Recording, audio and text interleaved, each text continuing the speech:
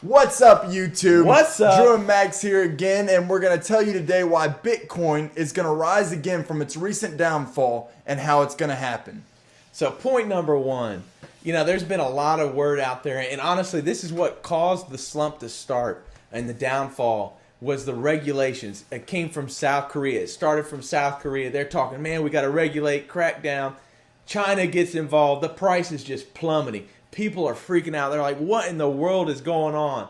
And actually, I think it was Friday, maybe the U.S. Treasury Secretary got up and said things about Bitcoin as well. But let's be honest.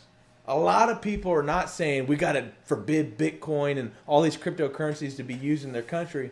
What they're really talking about is regulating it. That way the terrorists aren't getting involved and doing all this money laundering and transferring money to different organizations that obviously we wouldn't want them to have the currency. So number one, regulation, it's a good thing. It's probably going to help the market over time. But right now there's just a lot of fear and things will ride out. Don't worry about it. Number two, despite all this negative news about regulation and all this stuff, people, the fear's going out. And I actually heard a CEO talk about how, he said, don't use Bitcoin. It's just one of those things. Actually, a lot of people, a lot of big companies really are buying into it and starting to offer it for a currency that they'll accept for their products and services.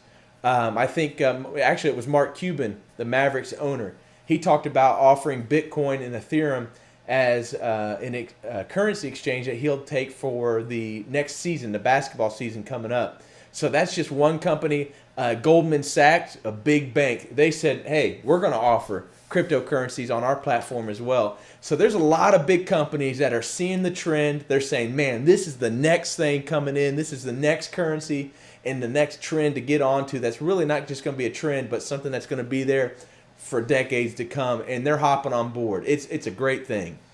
And Max, as this brings us to point number three, let's not forget that back in March, Bitcoin, it was $2,000 per coin. And as the year went on, prices began to rise because people began to buy. They began to see how good of a deal this was. So it inflated the prices to such that in December, we were up to $20,000.